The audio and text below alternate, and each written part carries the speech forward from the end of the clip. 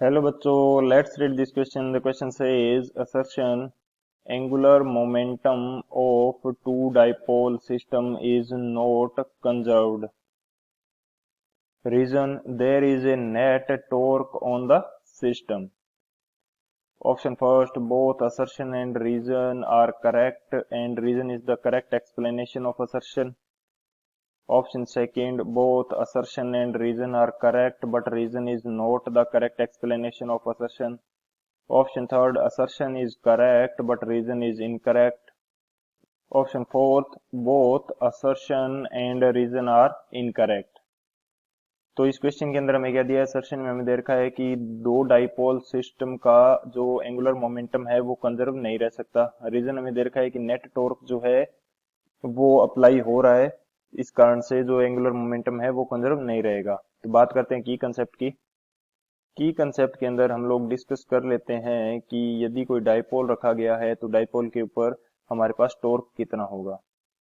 तो ये मैं बात कर लेता हूं torque on dipole.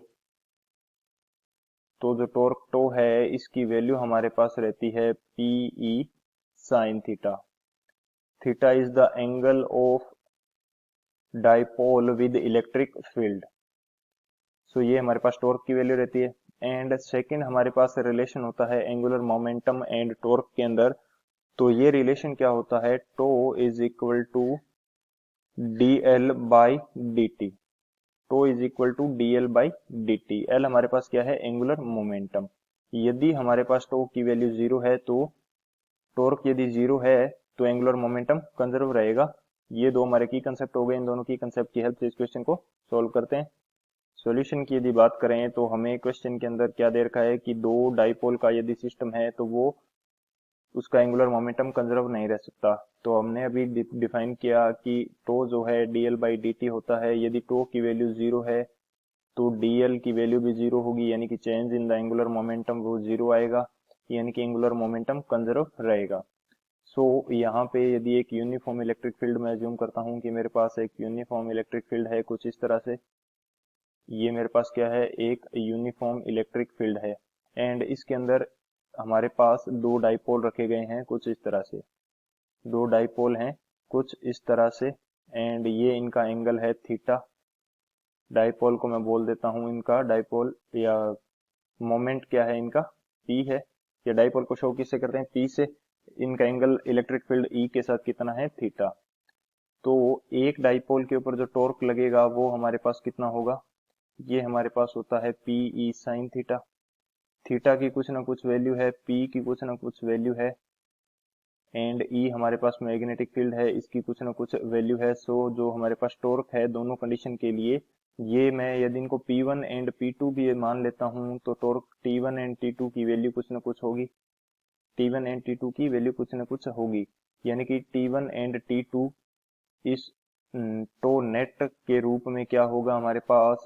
T1 plus T2 for the whole system. Two dipole system के लिए टी नेट क्या होगा? T1 and T2। अब यदि हमारे पास ये जो थीटा है, थीटा की वैल्यू क्या है? या तो 0 डिग्री है, यानी कि डाइपोल जो है पैरेलल है इलेक्ट्रिक फील्ड के, या थीटा की वैल्यू हमारे पास 180 डिग्री है। तो हमारे पास जो टो आएगा ये कितना आ जाएगा? जीरो आ जाएगा। यदि हमारे पास डाइपोल या तो पैरेलल है इलेक्ट्रिक फील्ड के या फिर एंटी पैरेलल है इलेक्ट्रिक फील्ड के, तो जो नेट टो है या टॉर्क की वैल्यू है ये कितनी आएगी? जीरो आएगी। एंड टॉर्क नेट जीरो आने पर ये हमारा जो ये एंगुलर मोमेंटम है ये हमारा कंजर्व रह सकता है। सो जो हमारा असर्शन है ये तो यहाँ से इनकरेक्ट हो जाएगा, क्योंकि ऐसी कंडीशन भी पॉसिबल है जहाँ पे टॉर्क जीरो हो सकता है। एंड हमें क्वेश्चन के अंदर नहीं बताया गया कि ये किस एंगल पर रखे गए हैं, पैरेलल रखे गए हैं, एंटी पैरेलल या परपेंडिकुलर या किसी एंगल पर। सो हमेशा के लिए ये करेक्ट स्टेटमेंट नहीं है, असर्शन हमारा रॉन्ग हो जाएगा।